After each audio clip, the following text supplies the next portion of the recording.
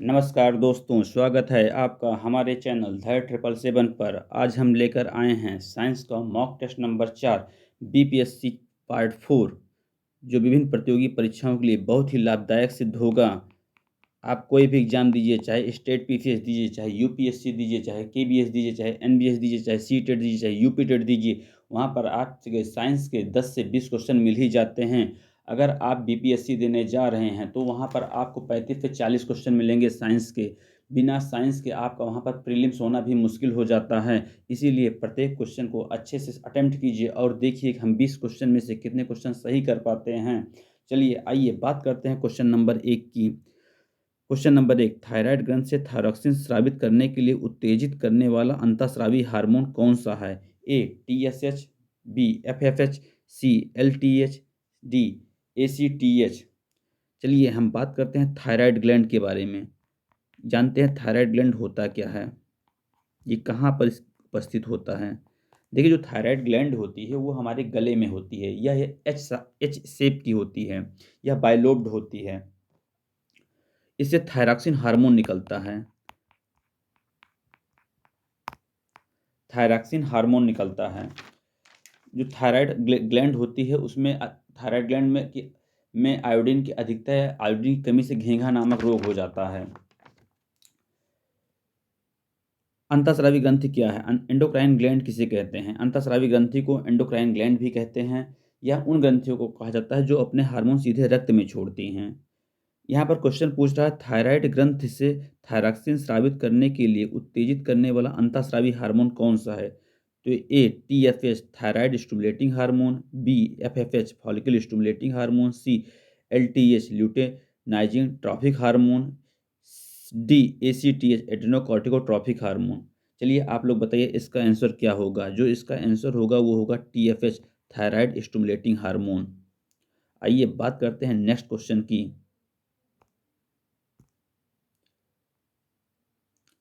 निषेचन की क्रिया कहाँ पर होती है? ए गर्भाशय में, बी अंडवाहिनी में, सी अंडग्रंथि में, डी योनि मार्ग में। चलिए आप लोग बताइए इसका आंसर क्या होगा। देखिए, गर्भाशय को यूट्रस भी कहते हैं, अंडवाहिनी को ओविडक्ट भी कहते हैं, और अंडग्रंथि। सबसे पहले जानते हैं गर्भाशय होता क्या है। यह एक देखिए स्त्री जननांग होता है। अंडवाहिनी क्या होती है? अंडवाहिनी जो होती है एक नलिका है जो गर्भाशय और अंडाशय को जोड़ती है। अंडग्रंथि क्या होती है? यह ग्रंथि जो पुरुष में शुक्राणु और महिलाओं में अंडाणु के निर्माण को प्रेरित करती है। जी हाँ दोस्तों, यह जो ग्रंथि होती है वो पुरुषों में शुक्राणु और महिलाओं में अंडाणु के निर्माण को प्रेरित करती है। यहाँ पर पूछ रहा है कि निषेचन की क्रिया कहाँ पर होती है। जी, फर्टिलाइजेशन की जो प्रक्रिया होती है, आप निषेचन हिंदी में कहते हैं इसको। फर्टिलाइजेशन की प्रक्रिया कहाँ पर होती है? फर्टिलाइजेशन की जो प्रक्रिया होती है वो ओविडक्ट या अंडवाहिनी में होती है। आइए बात करते हैं नेक्स्ट क्वेश्चन की।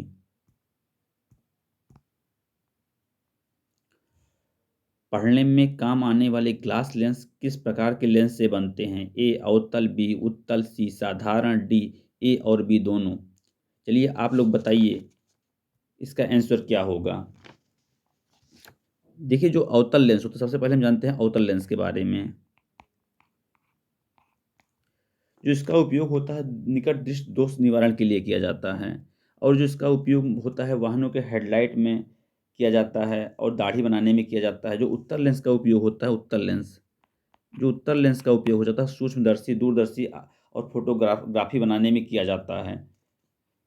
जो इसका मेन उपयोग है वो दूर दृष्टि निवारण के लिए किया जाता है। जो अवतल लेंस है वो निकट दृष्टि दोष और उत्तल लेंस दूर दृष्टि दोष। इस हिसाब से इसका आंसर होगा वो होगा उत्तल लेंस। पढ़ने में काम आने वाले ग्लास लेंस किस प्रकार के लेंस से बनते हैं? उत्तल लेंस। आइए बात करते हैं नेक्स्ट क्वेश्चन की। टरबाइन एवं डायनेमो से बिजली प्राप्त करने में किस ऊर्जा को विद्युत ऊर्जा में परिवर्तित करते हैं? ए रासायनिक ऊर्जा, बी सौर ऊर्जा, सी मैकेनिकल ऊर्जा, डी मैग्नेटिक ऊर्जा। चलिए आप लोग बताइए इसका आंसर क्या होगा। देखिए, जो इसका आंसर होगा वो होगा, चलिए आप लोग बताइए इसका आंसर क्या होगा। उसका आंसर जो होगा वो होगा मैकेनिकल ऊर्जा। आइए बात करते हैं नेक्स्ट क्वेश्चन की। निम्न में से कौन सी धातु अर्धचालक रूप से ट्रांजिस्टर में प्रयोग होती है? ए तांबा, बी जर्मेनियम। देखिए यहाँ पर टाइपिंग में गलती हुई है, ये होगा जर्मेनियम, जर्मेनियम ना कि जर्मीनियम। सी ग्रेफाइट, डी चांदी। यहाँ पर पूछ रहा है कौन सी धातु अर्धचालक। देखिए अर्धचालक दो धातुएं होती हैं, जर्मेनियम और सिलिकॉन। ये दोनों धातुएं जो होती हैं अर्धचालक होती हैं, इन्हीं का उपयोग जो है ट्रांजिस्टर में किया जाता है। इस हिसाब से इसका जो आंसर होगा वो होगा बी जर्मेनियम। आइए बात करते हैं नेक्स्ट क्वेश्चन की। निम्न धातुओं में सामान्यतः पर द्रव है? ए सीसा, बी पारा, सी निकिल, डी टिन। चलिए आप लोग बताइए इसका आंसर क्या होगा। जो इसका आंसर होगा वो होगा पारा। पारा सामान्य ताप पर द्रव है। चलिए बात करते हैं नेक्स्ट क्वेश्चन की। निम्न में से कौन सी धातु रोशनी के बल्बों में फिलामेंट के रूप में प्रयोग होती है? ए लोहा, बी चांदी, सी टंगस्टन, डी तांबा। चलिए आप लोग बताइए इसका आंसर क्या होगा। यहाँ पर पूछ रहा है निम्न में से कौन सी धातु रोशनी के बल्बों में फिलामेंट के रूप में प्रयोग होती है? ये होती है टंगस्टन। विकल्प सी इसका आंसर सही होगा। आइए जानते हैं टंगस्टन क्या होता है। देखिए टंगस्टन ऐसी धातु होती है जो हवा में गर्म करने पर अप्रभावित रहती है। इसका जो प्रभाव पड़ता है वो शांत नाइट्रिक अम्ल और हाइड्रोफ्लोरिक अम्ल के मिश्रण में होता है। अगर इसको इन अम्लों में भिगोया जाता है तो ये गल जाती हैं। इस हिसाब से जो इसका आंसर होगा वो टंगस्टन होगा। चलिए बात करते हैं नेक्स्ट क्वेश्चन की। वाहनों से निकलने वाली प्रदूषित गैस कौन सी है? A carbon dioxide, B carbon monoxide, C marsh gas, C D nitrogen oxide. देखिए यहाँ पर सी नहीं, विकल्प डी है। यहाँ से पूछ रहा है कौन से प्रमुख प्रदूषित गैस है। ये होती है कार्बन मोनोऑक्साइड। देखिए जहाँ पर कार्बन मोनोऑक्साइड ज़्यादा होती है वहाँ पर रहने पर हमारा ब्रेन, हार्ट, लीवर ये सब डैमेज हो जाता है और हमारी आयु काफ़ी कम हो जाती है, क्योंकि जो कार्बन मोनोऑक्साइड है जो ये हीमोग्लोबिन से बाइंड होती है तेजी से, और हीमोग्लोबिन से बाइंड होने के बाद जो हमारी ब्लड में ऑक्सीजन की आपूर्ति होती है उसको कम कर देती है, जो हमारे लिए बहुत ही घातक सिद्ध होती है। इस हिसाब से कार्बन मोनोऑक्साइड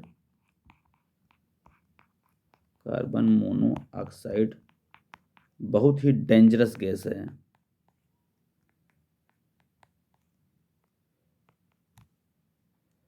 आइए बात करते हैं नेक्स्ट क्वेश्चन की। फ्यूज का सिद्धांत है? ए विद्युत का रासायनिक प्रभाव, बी विद्युत का यांत्रिक प्रभाव, सी विद्युत का ऊष्मीय प्रभाव, डी विद्युत का चुंबकीय प्रभाव।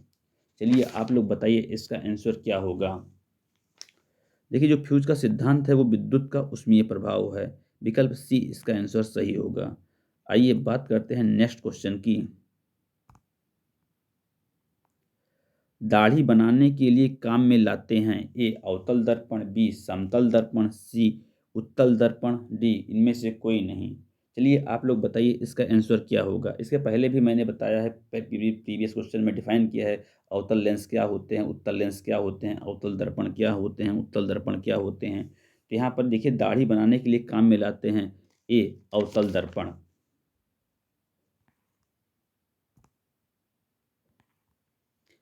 आइए बात करते हैं नेक्स्ट क्वेश्चन की। Question number 11। जुगनू नामक जीव के शरीर से एक ग्रंथि होती है जिससे फास्फोरस सदृश पदार्थ रुक रुक कर स्रावित होता है। हवा के संपर्क में आने पर यह जलता हुआ प्रतीत होता है। यह पदार्थ कौन सा है? ए लूसीफेरिन। देखिए यहाँ पर लूसीफेरिन इस तरह से रहेगा, लूसीफेरिन।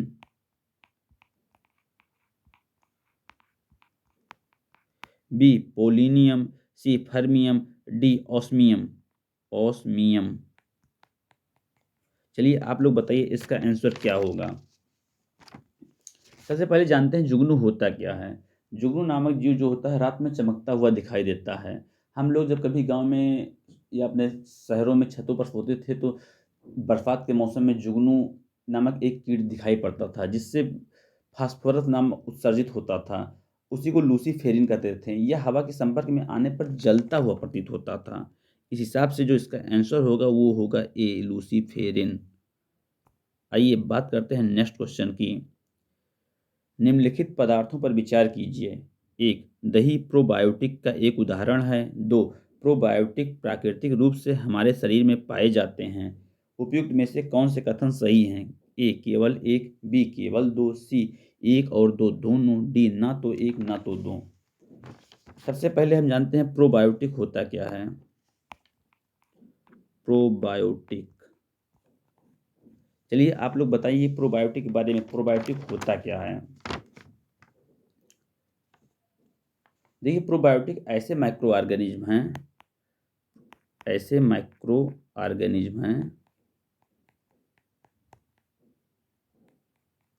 जिसका सेवन करने से ये स्वास्थ्य के लिए बहुत ही लाभदायक होते हैं। जैसे दूध का दही में परिवर्तित होना, जो दही होती है उसमें माइक्रो ऑर्गेनिज्म होते हैं, लेकिन जो दही होती है हमारे स्वास्थ्य के लिए बहुत ही लाभदायक होती है।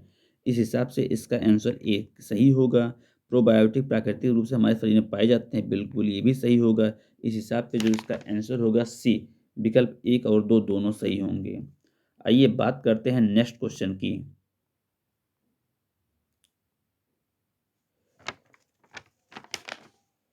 निम्नलिखित कथनों पर विचार कीजिए। 1. एंटीबायोटिक्स के मानव शरीर पर बड़े दुष्प्रभाव होते हैं। 2. अधिक प्रयोग से बैक्टीरिया एंटीबायोटिक्स के प्रति प्रतिरोधक क्षमता विकसित कर लेते हैं। सी 3. एंटीबायोटिक सरलता से नष्ट होने योग्य नहीं हैं। एंटीबायोटिक स्केयर प्रभावी होने के संबंध में उपयुक्त में से कौन से कथन उत्तरदायी हैं?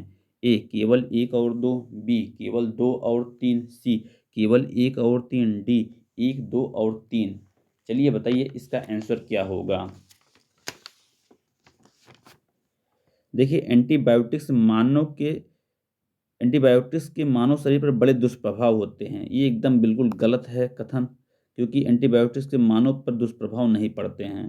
अधिक गलत है। अधिक प्रयोग से बैक्टीरिया एंटीबायोटिक्स के प्रति प्रतिरोधक क्षमता विकसित कर लेते हैं, बिल्कुल सही है। एंटीबायोटिक सरलता से नष्ट होने योग्य नहीं, बिल्कुल सही है। इस हिसाब से जो इसका आंसर होगा वो होगा दो और तीन, विकल्प बी। आइए बात करते हैं नेक्स्ट क्वेश्चन की।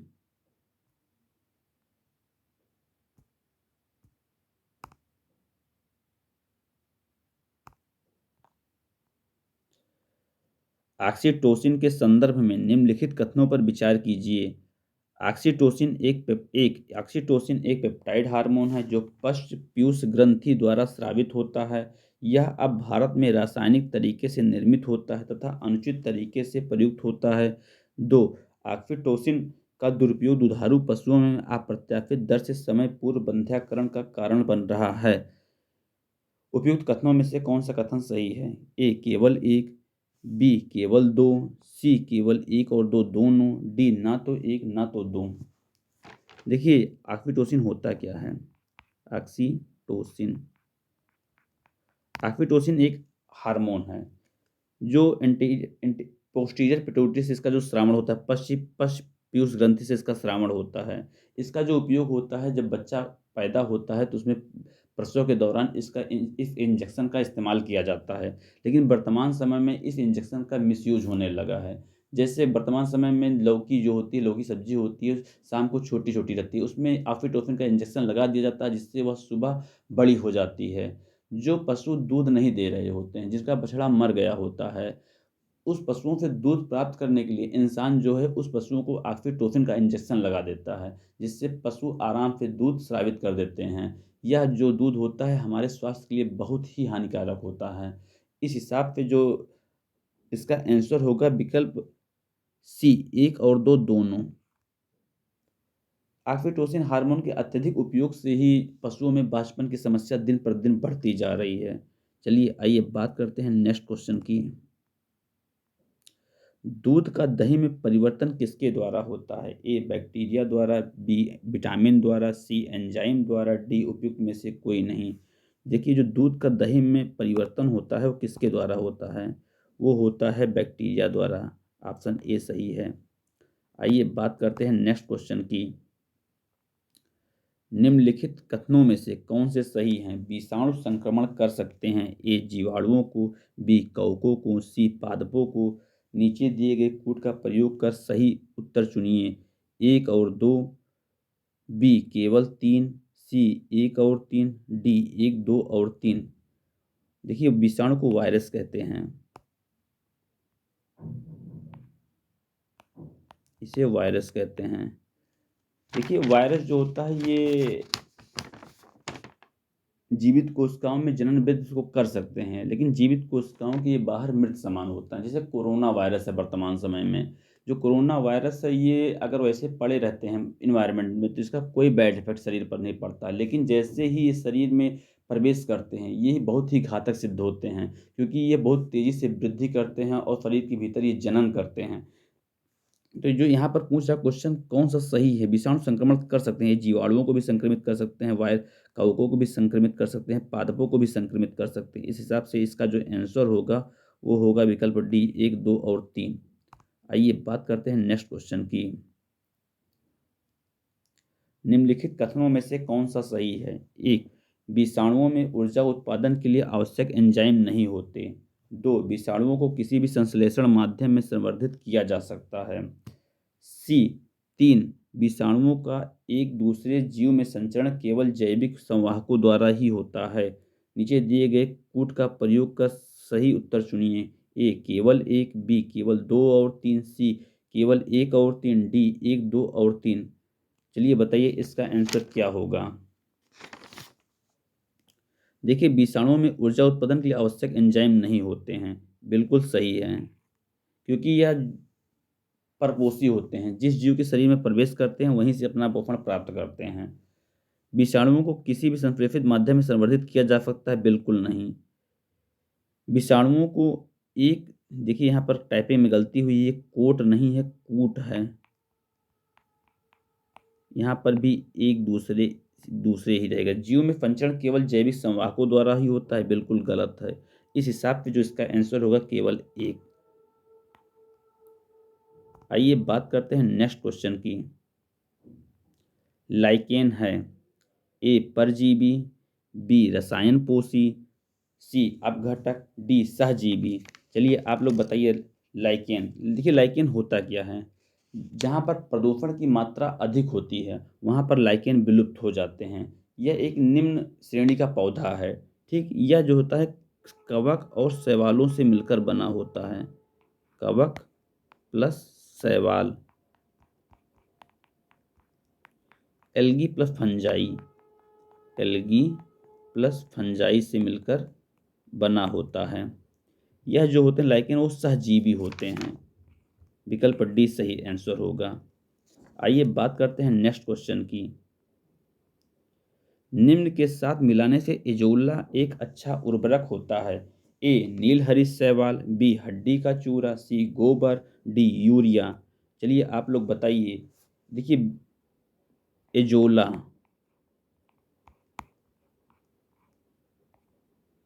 नील हरी शैवाल को ब्लू ग्रीन एल्गी भी कहते हैं, ब्लू ग्रीन एल्गी।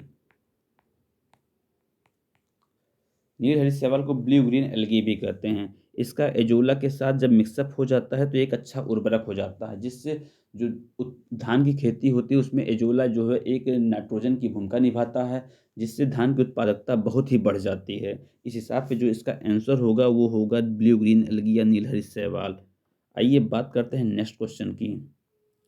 निम्न में से किस समूह के जीवों का डूबने से हुई मृत्यु का पता लगाने में महत्व है? ए लाइकेन, बी प्रोटोजोआ, सी साइनोजीवाणु, डी डायटम। जैसा कि अभी मैंने पहले डिफाइन किया लाइकेन क्या होता है, इसका उपयोग कहाँ होता है। प्रोटोजोआ जो होता है वो एक कोशिकीय जीव होता है। प्रोटोजोआ एक कोशिकीय जीव है।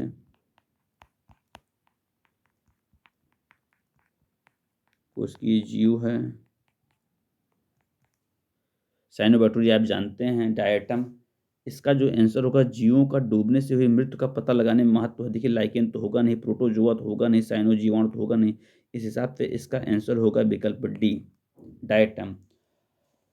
आप लोगों को ये क्लास कैसी लगी? अगर क्लास अच्छी लगी हो तो प्लीज़ इसे शेयर सब्सक्राइब ज़रूर करिए। अगर आप लोगों ने अभी तक हमारे चैनल को सब्सक्राइब नहीं किया है तो इसे सब्सक्राइब ज़रूर कीजिए और बेल आइकॉन का बटन ऑन कीजिए। इस क्लास को अधिक से अधिक लोगों तक शेयर कीजिए, जिससे विभिन्न प्रतियोगी परीक्षाओं को निःशुल्क मॉक टेस्ट साइंस के अवेलेबल हो सकें। अगर आपको क्लास अच्छी लगी हो तो इसे शेयर ज़रूर करिएगा। Thank you so much.